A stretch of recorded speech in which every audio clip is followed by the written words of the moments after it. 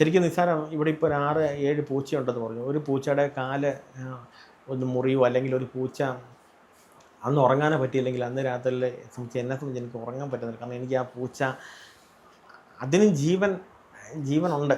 അത് എന്നെപ്പോലൊരു ജീവനുള്ളൊരു മൃഗമാണ്. അപ്പോൾ ആ ഒരു ഫീലിൽ എല്ലാവർക്കും കൊടുത്തു കഴിഞ്ഞപ്പോൾ ഇവർക്കായിരിക്കും ഇപ്പോൾ ഭാര്യയാണെങ്കിൽ പോലും അവൾ പൊതുവെ അങ്ങനെ ആൾക്കാർ പക്ഷേ എങ്കിൽ പോലും ഈ മൃഗങ്ങളെ വൈകുന്നേരം കിടക്കാൻ നേരത്ത് ഈ പറഞ്ഞ വെളുപ്പിനെ ഞങ്ങൾ എഴുന്നേൽക്കുന്ന മുമ്പ് നേരത്തെ എഴുന്നേൽക്കും, ഞങ്ങളുടെ കാര്യങ്ങൾ നോക്കും, ഞങ്ങളെ പറഞ്ഞു കൊടുക്കും, ഞങ്ങൾ ചെയ്യുന്ന വീഡിയോകളെല്ലാം രഹസ്യമായിട്ടിരുന്ന് കാണും, പൊട്ടിച്ചിരിക്കും. പൊതുവേന മൊത്തത്തിലേക്ക് അല്ലെങ്കിൽ പോലും ഞങ്ങളുമായ കാര്യങ്ങളെല്ലാം ഭംഗിയായിട്ട് വീട്ടിലെ കാര്യങ്ങളെല്ലാം ചെയ്യും. ഒരു പരാതിയോ പരിഭവമോ ഇല്ല ഇത്തരം പ്രശ്നങ്ങളുണ്ടെങ്കിൽ പോലും. അപ്പോൾ അങ്ങനെ ആ ഒരു ബന്ധം ഞാൻ പറഞ്ഞൊരു പൂച്ചയുടെ കാല് മുറിഞ്ഞാൽ എന്നെ സംബന്ധിച്ച് എനിക്ക് വിഷയിക്കേണ്ട കാര്യമില്ല, അത് ചത്താൽ. പക്ഷേ അത് എന്നെ സംബന്ധിച്ച് അത് എനിക്ക് ഉൾക്കൊള്ളാൻ, കാരണം ജീവൻ എന്ന് പറയുന്നതിനോടൊരു അതുകൊണ്ട് ഞാൻ പോകുമ്പോൾ ഗവൺമെൻറ് ആശുപത്രിയിൽ പോയി രോഗികളെ കൊണ്ടു കാണിക്കും. ക്യാൻസർ രോഗികളൊക്കെ ഏതെങ്കിലും വീട്ടിൽ കിടപ്പ് രോഗികളുണ്ടോ കൊണ്ടു കാണിക്കും. പഠിക്കണം, നാളുകളിൽ നമ്മൾ കടന്നു പോകേണ്ട ഒരു അവസ്ഥ. അപ്പം നീ അങ്ങനെ ഒരു അവസ്ഥ ഉണ്ടാവരുത്, ആരെങ്കിലും ഉണ്ടെങ്കിൽ നീ സഹായിക്കണം. ആ ഒരു ചിന്ത കൊടുത്ത് ഒരു മരിച്ചവർക്ക് ആരെ മരിച്ചു നമുക്ക് തന്നെ. പക്ഷെ അല്ല, സമയം കണ്ടെത്തി പോയി ആ ബോഡി കാണണം, ആ വീട്ടുകാരുടെ വിഷമത്തിൽ പങ്കാളി. അപ്പം അങ്ങനെയൊക്കെ ചെല്ലുമ്പോൾ ആ വീട്ടുകാർക്കൊക്കെ ഒരു ഭയങ്കര ഒരു സംഭവം. ഞാൻ അങ്ങനെ ഒരു ഫീൽഡിലൂടെ നമ്മൾ പോന്നു. അല്ല, ചേട്ടൻ ഇത് പറയുമ്പോഴും ഞാൻ ആലോചിക്കുന്നേ ചേട്ടൻ്റെ സ്വപ്നങ്ങളും എല്ലാം എനിക്ക് പെട്ടെന്ന് ഇങ്ങനത്തെ കാര്യങ്ങൾ കേൾക്കുമ്പോൾ സാഹചര്യങ്ങൾ വരും തലമുറകളും നല്ല രീതിയിൽ വരുന്നു, പ്രാർത്ഥിക്കുന്നു. ഞാൻ നാളെ ഇല്ലെങ്കിൽ പോലും ഒരു സഹജീവികളോടൊരു കരുണ വന്നാലും അത് ആ ഒരു പൊരുത്തം. പക്ഷെ എന്നിരുന്നാലും ഈ പറഞ്ഞ പോരായ്മകൾ നമ്മളെ ഡ്രസ്സ് അല്ലെങ്കിൽ വസ്ത്രം അങ്ങനെയുള്ള കാര്യങ്ങൾ, ശാരീരികമായിട്ടുള്ള കാര്യങ്ങൾ ഒക്കെ ഉണ്ട്. പക്ഷേ അതെല്ലാം ഞാൻ പറഞ്ഞ കഴിഞ്ഞ ദിവസം പറഞ്ഞൊരു ചെരുപ്പിൻ്റെ വിഷയം പോലും കുറേ നേരം എന്നെ രാവിലെ ഇട്ട് വിളിച്ചു, എനിക്ക് ചെരുപ്പില്ല. പക്ഷെ ഞാൻ എന്നാലും ചെരുപ്പില്ല, ഒരെണ്ണം മേടിച്ചു തരാം. ഞാൻ പറഞ്ഞ അങ്ങനെ പോലും എൻ്റെ ഭാഗത്തുനിന്ന് അങ്ങനെ ഒരു ഞാൻ പറഞ്ഞ ഈ ചാണകം കോരുന്ന ഒരാളുടെ നമുക്കറിയാം വെളുക്കോളം എല്ലാ വീട്ടുകാരും ഒരു മാറി നിൽക്കുകയുള്ളൂ. കാരണം മുഴുവനും ഈ ചാണകത്തിനകത്ത് ഇറങ്ങി അത് കോരി വടിച്ചെടുത്ത്. എപ്പോഴെങ്കിലും ആ സ്വപ്നങ്ങളുടെ പിറകെ പോവാത്തതിലൊരു വിഷമം തോന്നിയിട്ടുണ്ടോ? ഇല്ല, എനിക്ക് വിഷമം തോന്നിയിട്ടേ ഇല്ല. പക്ഷേ ഞാൻ അന്നൊക്കെ ചെയ്തതിൻ്റെ ഒരു പ്രതിഫലമല്ല ഇപ്പോഴാണെങ്കിൽ എത്രയോ പേരെ ആൾക്കാർ തിരിച്ചറിയാതിരിക്കുന്നു. എത്രയോ എൻ്റെ മുതലാളിമാർ താമസിക്കുന്ന കൂടപ്പടി ആരും ഇവിടെ നീരാറ്റോട്ടെ പോയപ്പോൾ പോലും. പക്ഷേ ഞാനിവനും കാഞ്ഞിരപ്പള്ളി ചെന്നാൽ പാലാജി കൊല്ലം എറണാകുളം എവിടെ ചെന്നാലും ഞങ്ങളെ അപ്പം നമ്മളന്ന് ചെയ്യുന്നതിൻ്റെയൊക്കെ പ്രതിഫലങ്ങൾ പതുക്കെ ഞാൻ ചേട്ടനോട് വേറൊരു കാര്യം ചോദിക്കണം എന്ന് വിചാരിച്ചിട്ടുണ്ട്. ഈ വെള്ള ഇടുന്നതിന്റെ പിന്നിലുള്ള കാര്യം എന്താണെന്ന് മനസ്സിലാവുന്നുണ്ട്. അതൊരു അങ്ങനെയാണ്. പിന്നെ ശാരീരികമായിട്ടും പല പ്രശ്നങ്ങൾ ചികിത്സയിലായിരുന്നു. ഷുഗറിൻ്റെ ഒരു ചെറിയ ചികിത്സയിലുണ്ട്. അതിനെല്ലാം ഞാൻ ശരിക്കും പറഞ്ഞാൽ ഞാനിപ്പോൾ ഒരു 6-7 കൂട്ടത്തിനടുത്ത് മരുന്ന് ഡെയിലി കഴിച്ചുകൊണ്ടിരിക്കുന്ന ഒരാളാണ്. പക്ഷേ കണ്ടപ്പോൾ ആരും അങ്ങനെ പറയാല്ല. കാരണം ഞാൻ പറഞ്ഞ ഈയിടെ ഈ ലാബിൽ ചെന്നപ്പോൾ ഈ നേഴ്സ് എന്നോട് പറഞ്ഞു, ഞാൻ ഒരിക്കലും ചിരിക്കാറ്. കാരണം എനിക്ക് SLCക്ക് 125 മാർക്കേ ഉള്ളായിരുന്നു. പക്ഷേ ഷുഗർ നോക്കിയപ്പോൾ ഫസ്റ്റ് ക്ലാസ്സിന് മുകളിൽ മാർക്കുണ്ട്, 300-നടുത്ത് മാർക്കുണ്ട്. അപ്പോൾ ഞാൻ ശിക്ഷ അതിന് എൻ്റെ അലമാരി കൊണ്ടുപോകാൻ പറ്റുള്ളൂ. കാരണം SLC ബുക്കിനകത്ത് 125 ഉള്ളൂ. ഇത് 300 എന്നൊക്കെ പറയുമ്പോൾ നമുക്കൊരു അഭിമാനിക്കാമല്ലോ, ഞാൻ ഇത്രയും നല്ലൊരു ആളാണ്, അല്ല ഇത്രയും നല്ലൊരു പോയിന്റിൽ ഉണ്ടല്ലോ. അപ്പം ശിക്ഷ എന്നോട് ചോദിച്ചു, എങ്ങനെ പറ്റും സഹോദര, നിങ്ങൾ 300 എന്നൊക്കെ പറയുമ്പോൾ ഇവിടെ ആൾക്കാർ പുറകോട്ട് ഓടുക, അപ്പം നിങ്ങൾ പൊട്ടിച്ചിരിക്കണം. ഞാൻ പറഞ്ഞത് കാരണം 3 പ്രാവശ്യം എഴുതിയിട്ട് പോലും 125 മാർക്ക് കണ്ട് SLC ഉള്ളൂ. അപ്പോൾ പിന്നെ ഇതൊരു ഫസ്റ്റ് ക്ലാസ്സിന് മുകളിൽ ഒരു മാർക്ക് ശിക്ഷ സന്തോഷത്തോടെ കവറിൽ തരുമ്പോൾ അപ്പം ഞാൻ പറഞ്ഞു അങ്ങനെ ഒരു രോഗാവസ്ഥയെക്കുറിച്ച് അങ്ങനെയൊന്നും. എന്നിരുന്നാലും അടുത്തൊരാൾ രോഗാവസ്ഥ കിടക്കുകയോ അല്ലെങ്കിൽ ഒക്കെ ചെയ്ത ഏതെങ്കിലും ഞാൻ മറ്റുള്ളവർക്ക് വേണ്ടി നമ്മളങ്ങ് പോകും. പക്ഷെ ഇങ്ങനെ ഇപ്പോൾ ഇവിടെ ഭാര്യ വീട് സംബന്ധിച്ച് ഇപ്പോൾ വീടിനെ സംബന്ധിച്ച് ഇപ്പോൾ ഈ വീട് ഇങ്ങനെ പോയി ഈ ഒരു 2 മുറി പള്ളിക്കെന്ന് വെച്ചാൽ എൻ്റെ അങ്ങോട്ടെല്ലാം പോയാൽ കിടക്കുന്നത്. പക്ഷെ എന്നിരുന്നാലും ഒരു 19ഓളം ട്രോഫി എനിക്ക് കിട്ടിയിട്ടുണ്ട്. ആ ട്രോഫിയിൽ എൻ്റെ അടുത്ത് 4-5 ട്രോഫികൾ, ബാക്കി മുഴുവൻ ട്രോഫിയും പോയി, ദ്രവിച്ചു, എല്ലാം ഒടിഞ്ഞും പറഞ്ഞു എല്ലാം പോയി.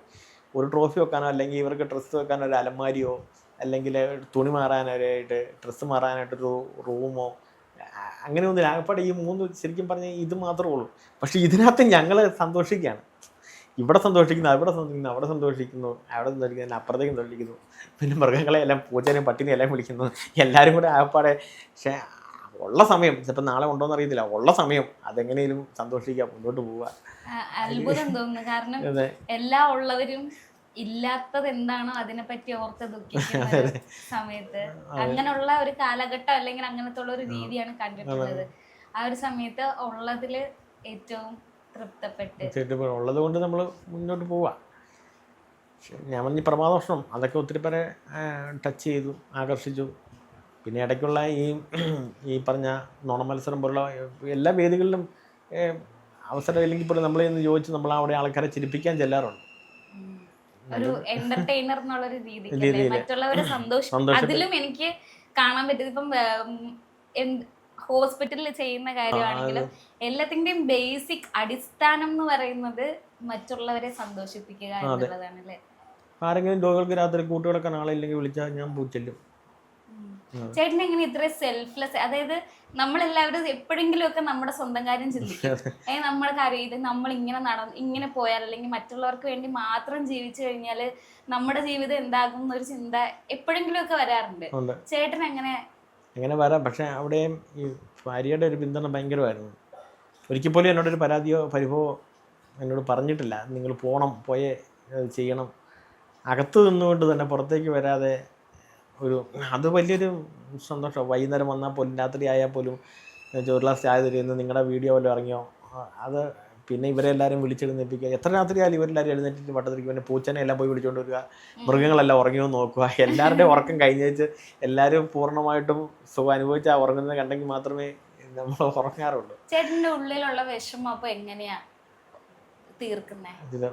അല്ല, ചില സമയങ്ങളിൽ നമ്മൾ ഏകാന്തിരുന്ന് കരയാറുണ്ട്. ഞാൻ പലപ്പോഴും കരയാറുണ്ട്. കാരണം ആരും ഇല്ലാത്ത സമയങ്ങളിൽ ആരോടും പറയാറില്ല. ശൂന്യതയിൽ നമ്മൾ ഏകാന്തി പലപ്പോഴും അത് കുറച്ച് കരയുമ്പോൾ നമുക്ക് ആശ്വാസം കിട്ടുമല്ലോ. അപ്പോൾ ആരും ഇല്ലാത്ത സമയത്ത് നമ്മൾ കുറേ എങ്കിൽ പോലും ഞാൻ അതിനകത്ത് നിന്ന് ഒരു മിനിറ്റ് പോലും കളയാറില്ല കേട്ടോ. എന്തെങ്കിലുമൊക്കെ പ്രോഗ്രാമുകളും തമാശകളും പരിപാടികളൊക്കെ ആയിട്ട് ഞാൻ. പക്ഷേ ഈ ഇൻസ്റ്റാഗ്രാമാണ് നമ്മളിങ്ങനെ ഈ വേദിയിലേക്ക് ഞങ്ങളെ കൊണ്ടുവന്ന് എത്തിച്ചത്. മനുഷ്യനിങ്ങനെ ആശുപത്രിയിൽ നിന്ന് ചെയ്തപ്പോൾ ഇങ്ങനെ എടുത്തിട്ടു ചെയ്യുമ്പോൾ 200 ഫോളോവേഴ്സും കണ്ടൊക്കെ ഇപ്പം 50-45 ഫോളോവേഴ്സും കണ്ടൊക്കെ കഴിഞ്ഞു തോന്നുന്നു. ഈ കഥയൊക്കെ അച്ഛൻ പറഞ്ഞു തന്നിട്ടുണ്ടോ? ഇല്ല, ആദ്യമായിട്ടാണ് കേൾക്കണേ. പക്ഷേ ഇവനും ഈ ചേട്ടന്മാരെ ആ വിളിയിലൂടെ ഒത്തിരി പേർക്ക് ഈ മക്കളൊക്കെ വിദേശത്തുള്ള ചില മാതാപിതാക്കന്മാർക്കൊക്കെ പലരും ഇങ്ങനെ ചോദിക്കാറുണ്ട്, ഒന്ന് കേൾപ്പിക്കാവോ ഒറ്റയ്ക്ക് ഇരിക്കുമ്പോഴേ. നമ്മുടെ ഒരു വാക്ക് ഒരു പുഞ്ചിരി ആർക്കെങ്കിലും ഒക്കെ ഉപകാരപ്പെട്ട ആയിക്കോട്ടെ എന്നുള്ളൊരു. അപ്പൊ ചേട്ടന് മോനെ ഏറ്റവും മോൻ എന്താക്കണമെന്നാണ് ചേട്ടന്റെ ആഗ്രഹം? മോൻ ഇനി വലുതാവുമ്പോ അല്ലെങ്കിൽ അവൻ എന്തായാലും എൻ്റെ ഒരു ആഗ്രഹം എന്ന് വെച്ചാൽ അവന് നമ്മളെപ്പോലെ തന്നെ സമൂഹത്തിന് മാതൃകയായ ഒരാളാവണം. മറ്റുള്ളവർ കണ്ട ഇനിയാളുടെ മകനാണ്, പക്ഷേ അവൻ നല്ലൊരു മര്യാദക്കാരൻ പയ്യനാണല്ലോ, മിടുക്കനാണല്ലോ എന്നുള്ളൊരു അഭിപ്രായം സമൂഹ മധ്യത്തിൽ നിന്ന് കിട്ടാൻ ആ രീതിയിലുള്ള പ്രവർത്തനങ്ങളോട്ട് മുന്നോട്ട് പോകണം. ബാക്കിയെല്ലാം ദൈവം നോക്കിക്കൊള്ളുമെന്ന് ഞാൻ പറഞ്ഞത്. നല്ല രീതിയിൽ മുന്നോട്ട് പോവുക. സ്കൂളിൽ പഠിത്തമൊക്കെ എങ്ങനെ പോകണം? കുഴപ്പമില്ല. അത്യാവശ്യം നല്ല രീതിക്കെല്ലാം ചെയ്യുന്നൊക്കെ ഉണ്ടല്ലേ. എന്താ വലുതാകുമ്പോ അച്ഛന് ചെയ്തു കൊടുക്കുക ഏറ്റവും? അച്ഛനിപ്പോ എല്ലാരെയും ഹെൽപ്പ് ചെയ്യാനായിട്ട് അച്ഛൻ മുന്നിലുണ്ട്. അച്ഛൻ എങ്ങനെയാ ആൽബിനെ നോക്കാൻ പോണേ? പൊന്നുപോലെ നോക്കണം.